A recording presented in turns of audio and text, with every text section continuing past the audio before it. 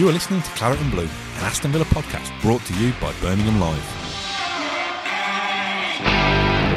Hello and welcome to the latest episode of Claret and Blue podcast. I'm Matt Kendrick, and today I'm joined by, I suppose it's a new co-host or a guest or however we want to bill you. This is Jamie Green, a big Villa fan. How are you, Jamie? Yeah, all good, thank you. Happy to be on the show. No, we're delighted to have you. We want to obviously, as we do on this podcast, talk about all things Aston Villa. Probably, knowing me, inject a little bit of nonsense into proceedings as well along the way. But before we start, we wanted to kind of tap into your expertise, really, Jamie, as a disabled football fan, and what it was like, your experience at Villa Park and at other stadiums. And just to kind of, what we will do, we'll roll from that into talking about the big Villa Park expansion plans and that kind of thing. But just wanted to see if you could bring a little bit of your insight to what it's like attending football. Talk us a little bit about yourself and the condition that you've got and what it's like attending Villa Park and football. Yeah, so I'm 28 and I've been a Villa fan for literally as long as I can remember. So I'm a wheelchair user and I've got cerebral palsy. And I'd say the biggest thing in terms of being a disabled football fan, particularly at Villa, is trying to get in to the stadium in the first place and get tickets is perhaps the biggest challenge to talk about before we come on to anything else, because often, especially in the years when, should we say, Villa weren't quite so successful in recent times in the Championship, generally speaking, it was a lot easier for people to get tickets, but that was never the case as a disabled fan, because actually all of the wheelchair spaces are taken up really by season ticket holders. So every time, if you don't have a season ticket, in order to get a game, you're effectively hoping that one of the existing season ticket holders can't get there. So getting a ticket in the first place is quite a challenge at any point. So I think that's one of the main, that's the first thing that comes to mind, is that getting in there in the first place is a victory in itself, I would say. Can I ask something which probably might sound like a naive or stupid question? But in that case, we all know about I think it's a 25,000 strong waiting list for general season tickets at the moment. Yeah. How does it work in practical sense? Do you have to join? I mean, I'm not saying that all disabled fans necessarily are able to become season ticket holders anyway because of other commitments. But do you have to join a different waiting list, or how would you go about that process of trying to get tickets? Yeah, as I understand it, you do have to join a separate waiting list for wheelchair spaces, which I'm on. And I was looking at the actual stats as to how many wheelchair spaces there are, because I mean, recently I think in February they've reallocated some space in the ground, which means there might be 7 more available now since February than there were, but there's still only 90 wheelchair spaces, and 80 of them are for home fans and the rest for away. And that's like, if you work that out as a proportion of Villa's capacity, that's 0.2% of the whole stadium capacity is available to you as a wheelchair user. So putting it like that, if you think 99.8% of the seats are kind of not an option, that puts into perspective how few tickets you're going after. So yes, there is a waiting list specifically for wheelchair spaces, but there's been talk for, I think, pretty much since 2016 about installing new ones. Then Villa got relegated. Then it got put on hold. It was meant to happen last year, I think, and then a few things technically went wrong. So I think things are in the works, but as of yet, the situation is the same as it is. So for the foreseeable future, it remains quite a challenge to get a hold of those seats. So with the exception of some of the very, very modern purpose-built stadiums, is this a common theme across the rest of the Premier League and across the rest of the top divisions of English football? I mean, I'm not expecting you to have all the facts and figures at your fingertips, but does that tend to be the case that there is too small an allocation? Yeah, I mean, I think in general terms, yes, I think so.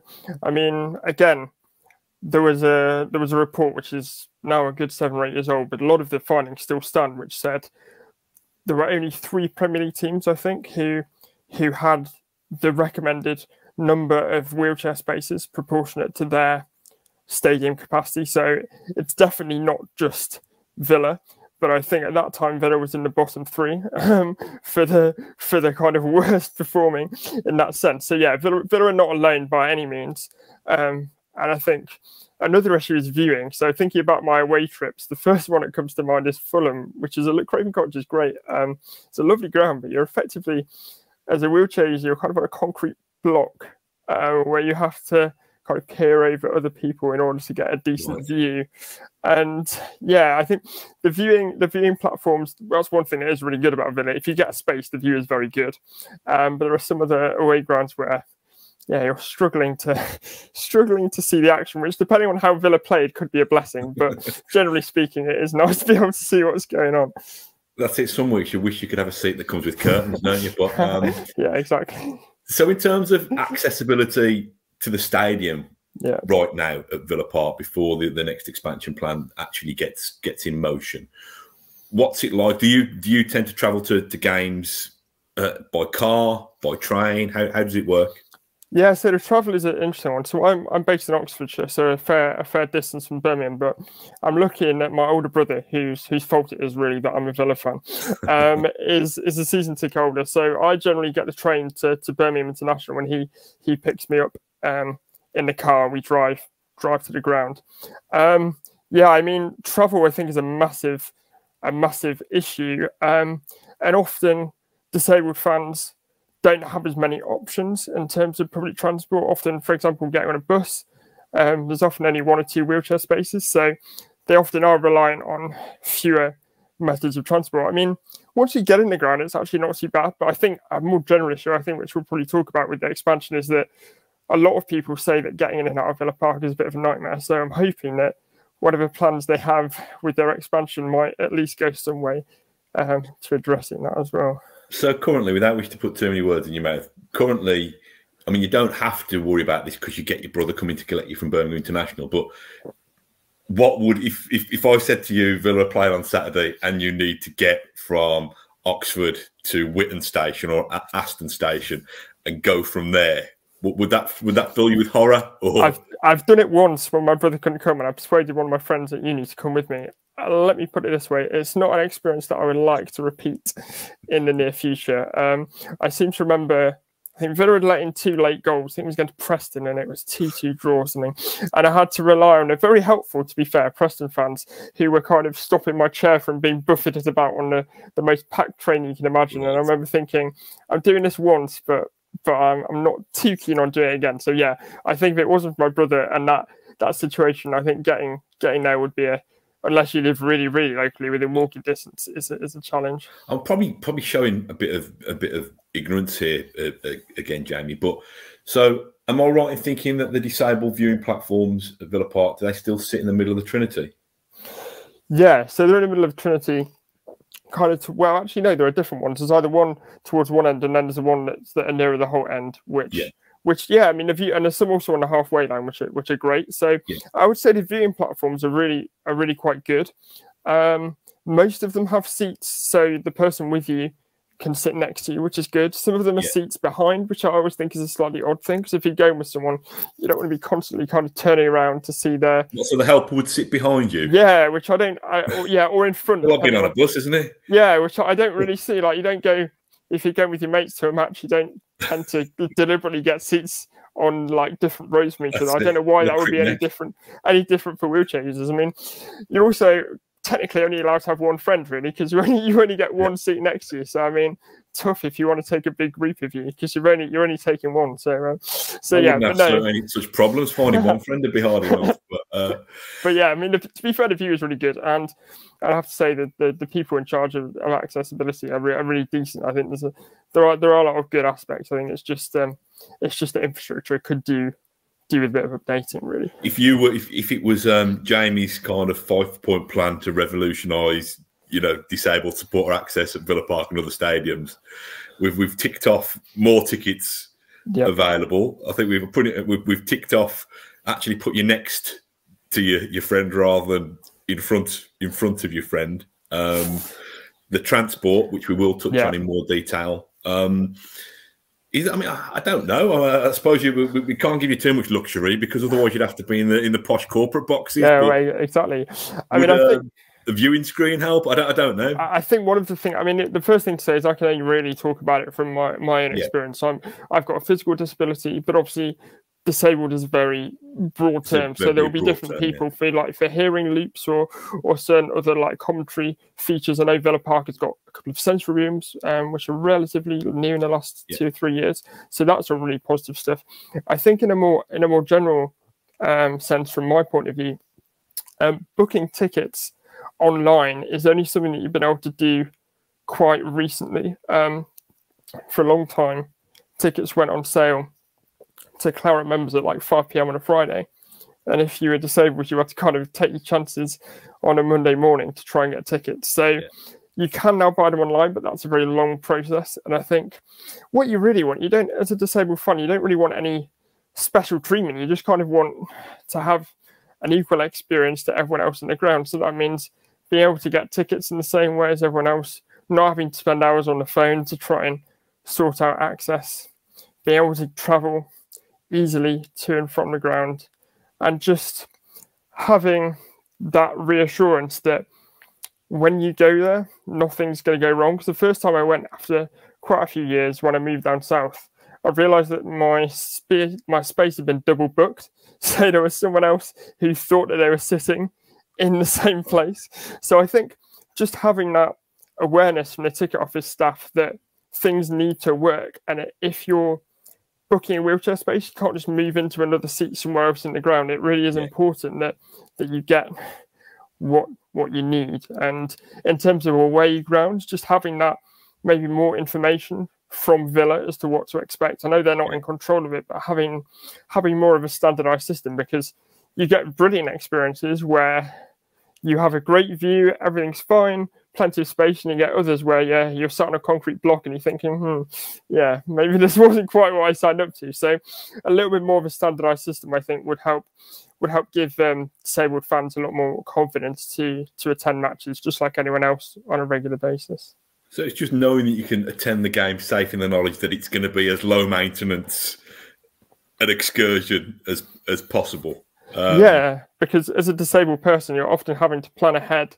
Lots doing things spontaneously is quite difficult, because you're always in the back of your mind, you're always thinking, what obstacles am I going to face? So being able to just go to the football with your mates or with your family or with my brother, like anyone else, and just think, I'm just going to enjoy the game, or not, depending on what happens, but not having that thought in the back of your mind. And the more info that's available and the more awareness there is about it, the easier it is to just kind of relax and enjoy the game. What about the kind of areas outside the stadium? So if you're talking about, just literally the vicinity of Villa Park outside, and what's it like in the presence of big crowds of football fans for a wheelchair user? Do you get treated with enough space and respect? Is it week by week?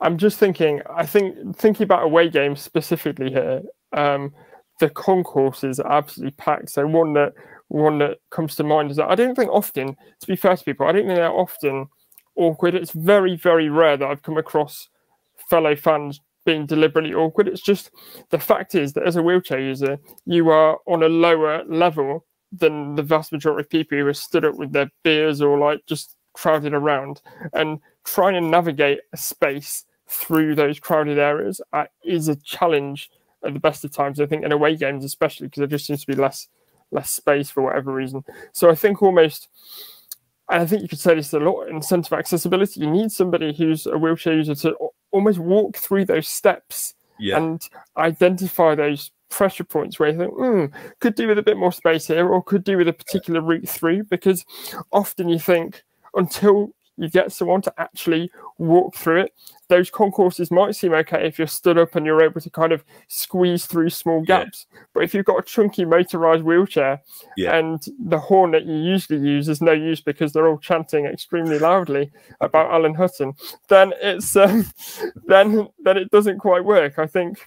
And I think it's important that a lot of people could find football matches could be quite an intimidating atmosphere. So I think the sensory room is really great. I think that's a big step towards helping people, but also just these little things like having specific paths through to avoid the chaos. I think a bit of thought on that would be really helpful too. It probably gives you an insight where my mind goes. I think you should have a horn that plays the Alan Hutton theme tune. Yeah, I mean, get people's attention. Yeah, I haven't quite managed that yet, but I think I'll go back and work on that. I think definitely. Speaking more generally, obviously Villa put out some of the, gave us a little bit of a taster of some of the plans that they've got for Villa Park. I'm quite excited about it. I don't know about you. I'll tell you what I think first. I'm actually so relieved that Villa Park can stay at Villa Park. Yeah.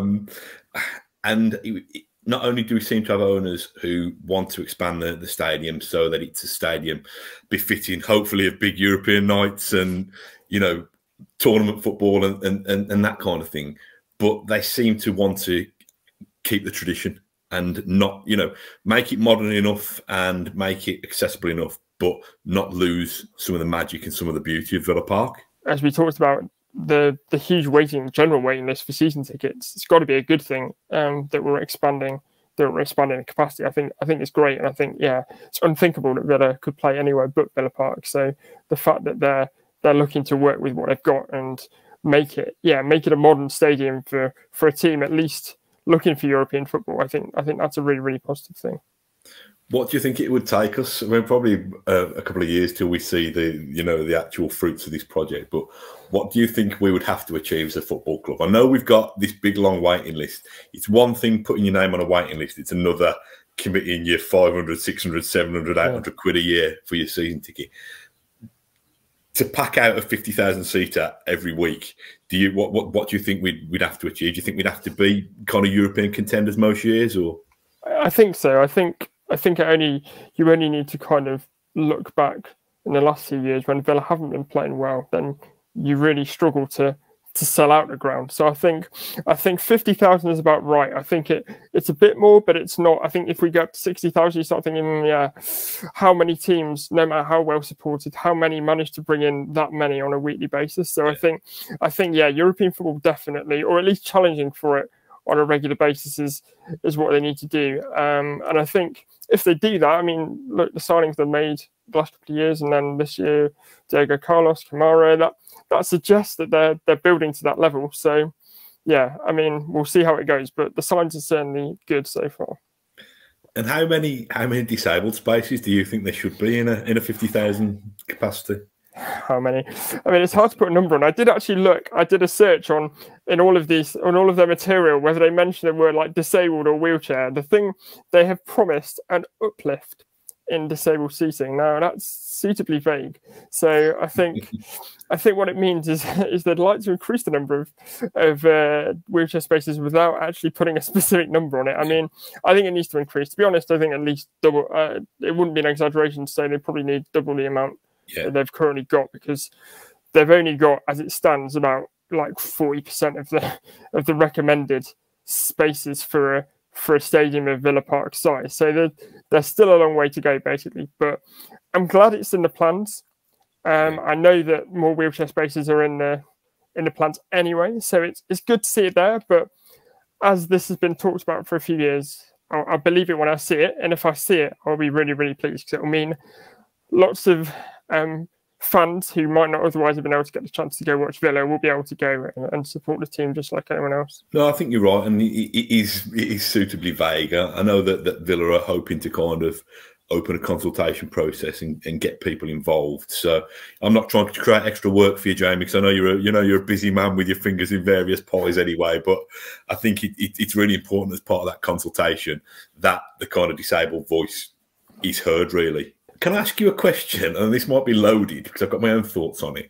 What's your opinion of the North Stand as it currently is? I mean, the first thing I should probably say is I've very rarely sat there. I think I last sat there when I was probably about 8 or 9 at one of my first Villa matches. So I'm probably not got like an in-depth knowledge. I'm not a massive fan. I mean, I'm not, but I don't have I can honestly say I haven't got massively strong opinions on it. But I think if they're going to redo any part of the ground, I think that's probably a good one. It's probably a good one to pick. Yeah. Put it that way, I think. I agree. I mean, like I said, I'm probably leading you a little bit. I don't like it from certainly externally. I think I've always said it reminds me of a kind of 1970s council multi-story car park rather than a stand befitting the great Aston Villa. And when you see the approach to the ground and you see you know, you see the Trinity and you see obviously the Holt end and how beautiful that looks. I always feel like the North Stand is the poor relation. So I think it's ripe for a renovation, to be honest.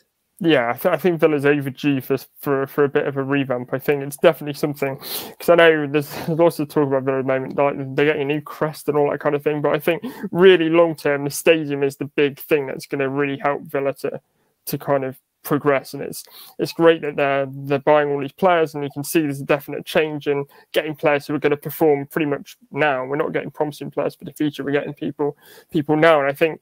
But that can only take you so far. I think improving the infrastructure, improving the stadium, improving the travel routes around, I think all of that will really help Villa to get to another level from where they are now. Fingers crossed. No, I agree. And I think one of the things that excites me about the plan as well, and this might be, I'm a typical boring history boy Aston Villa fan who's stuck in the past and banging on about glories that few of us were old enough to remember. But this talk about a museum being incorporated into that North Stand redesign, I think. And, you know, I've banged on, probably moaned at Villa a lot of times about, especially in the last couple of months, about the lack of a statue for Ron Saunders and the lack of any kind of lasting recognition, you know, that any visitor to Villa Park can see in terms of the 82 European Cup winners and stuff. I think a museum that celebrates, okay, a lot of it's going to be in black and white. A lot of it's going to be black and white or sepia tinted. It's going to be creaking some of the artifacts from some of our past glories. But I think if we can get a stadium that showcases that as well, that it probably goes back to what I was saying about keeping that nod to the traditional.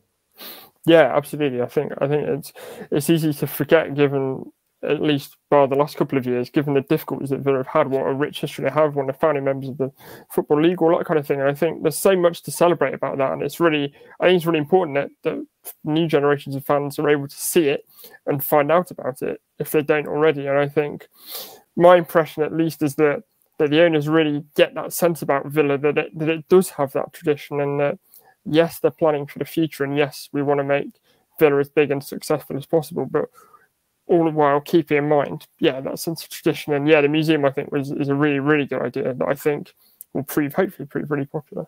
Can I ask you as well about, I think it's an area that they're called Villa Live, I think, which is effectively, from what I see from skimming the plans, is like some kind of box park area where fans can socialise, I think, before the game, potentially after the game.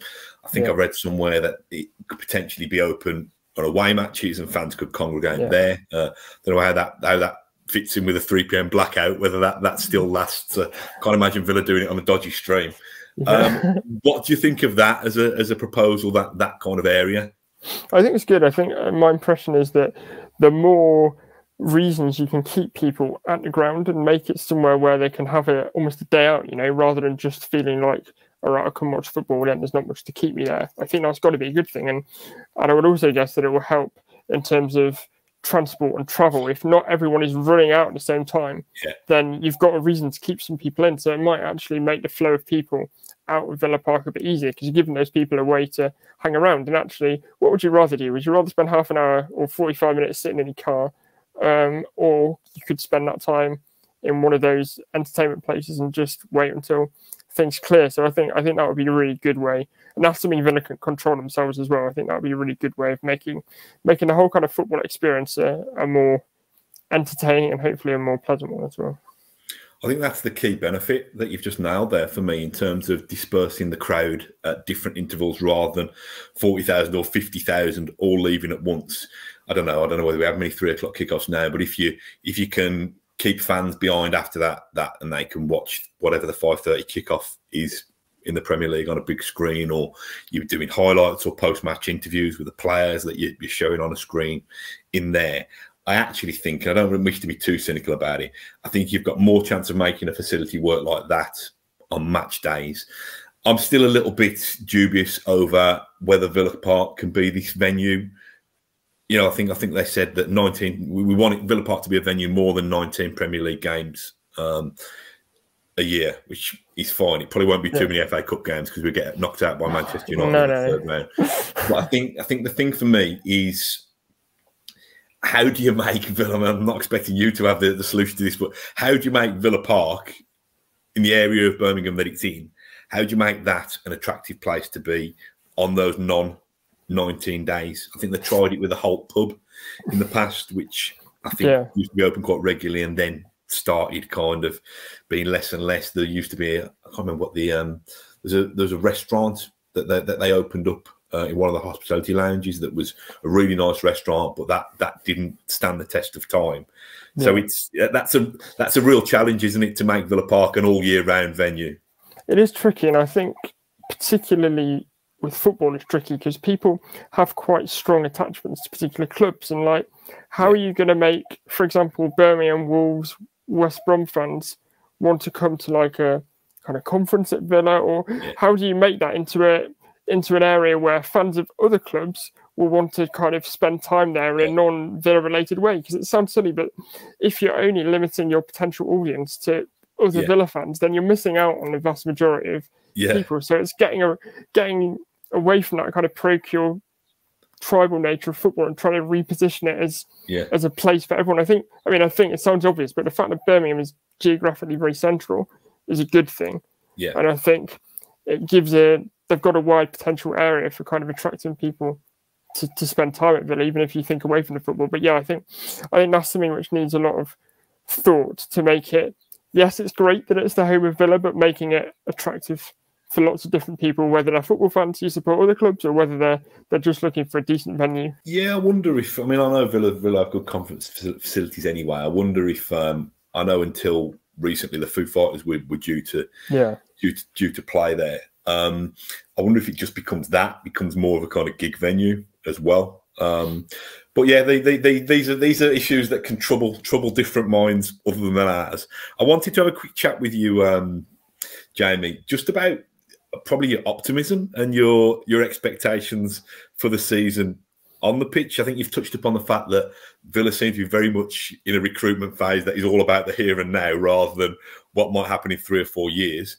Does that excite you? Do you think it invites a lot of pressure on the club? Or yeah, it's tricky. I think they made some really good signings. I think as we said, it's definitely a change in emphasis from especially from when Villa were first up in the Premier League a couple of years ago. It was very much signing players who had the potential to rise in value and then sell them on, or at least they do well at Villa. I think it's very much a more short-term vision, but I think Villa need that. I think other clubs are strengthening as well. Other clubs are improving their squad, so Villa have got to keep up with that. And I think Diego Carlos, for example, Ezri Konsa's injured he probably won't make the start of the season, so they needed somebody there. Defensive midfield has been one of those areas that, as well as Nakamba's done when he's been fit for ages, we've been saying that's the kind of player that's missing, the missing piece, really. So I'm really excited to see what difference that makes.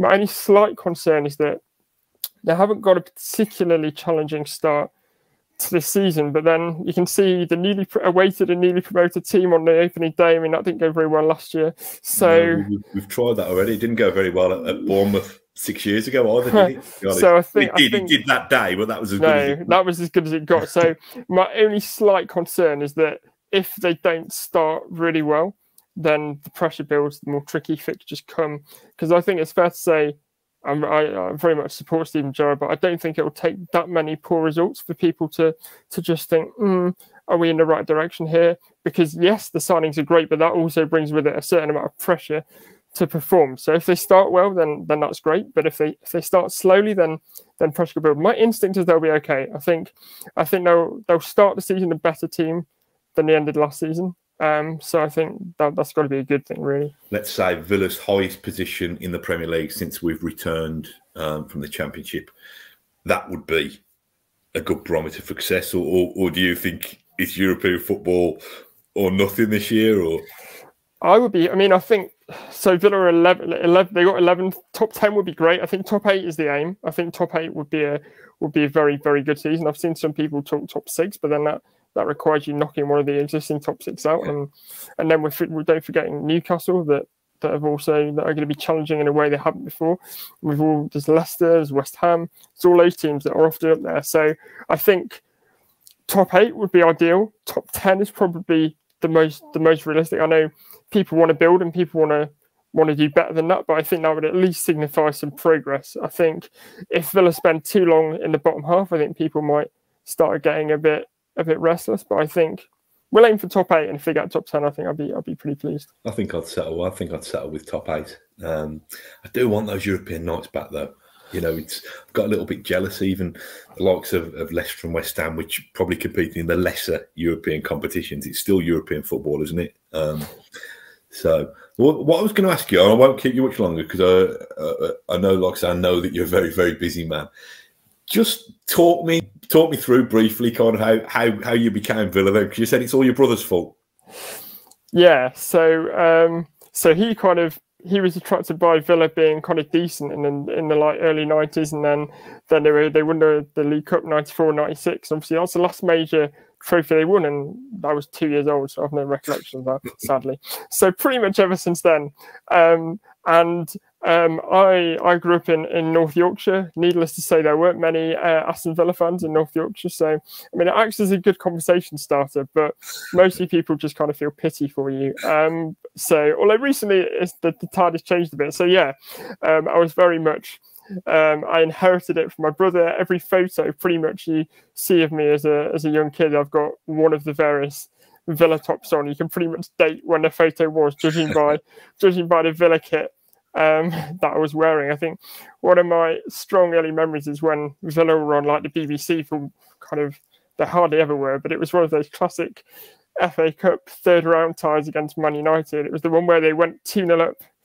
I think it was a Sunday. I seem to remember it was a Sunday night, and I must have been about 7 or 8. And this involved Ruud van Nistelrooy. Yeah, exactly that game. And my mum and dad were like, "Oh, you can stay up to watch it. It's fine. You can stay up." And I just remember 2-0 up, disastrous own goal for United. You think, yeah, this is it. This is going to happen. And then, then it all turns to dust. I just remember not wanting to go to school the next morning, thinking, "Oh no!" It was bad enough when they were losing, but at least not many people saw it. But obviously, BBC TV Sunday night, there was no escaping. But no, so ever since then, really, I've followed Villa, and to be fair, in the last couple of years, it's been a much more pleasant experience. I think being down in the Championship really makes you appreciate where they are now, and I think it's easy to think, if we don't get European football, it's going to be a disaster. But considering where they were 3 or 4 years ago, I think they've come so far. So it's I'm not quite used to the idea of success as a Villa fan. So I think that's maybe why I'm being slightly conservative in my predictions. But I'm certainly excited to see what the next season is going to bring. No, right. It's certainly character building, and you're also right that the kind of setbacks and stuff, you know, it makes the better times sweeter. Although I'm obviously older than you, and I was probably similar age to your brother, I should imagine, and around to see the couple of League Cup wins. But yeah, so we just hope that we're on the right path now, and that we get a few more of those glimmers to make it worthwhile. We try and get you on a train all the way from Oxford to Witton one day, into a plentiful supply of seats at Villa Park for big European nights, for big cup semi-finals. And your mates sitting, 2 or 3 of your mates are sitting next to you. Sounds quite utopian, this doesn't it? I know, it's good to dream though, isn't it? It's good to dream. But no, it should, fingers crossed that scenario isn't too far away. No, listen, Jamie, you've been a brilliant guest. Thank you so much for joining us. I hope our listeners and viewers have enjoyed that. Until next time, up the Villa. Thank you for listening to Claret and Blue, an Aston Villa podcast. If you enjoyed today's episode, then please do let us know. We love hearing your feedback. We'll be back soon with another episode, but until then, up the Villa.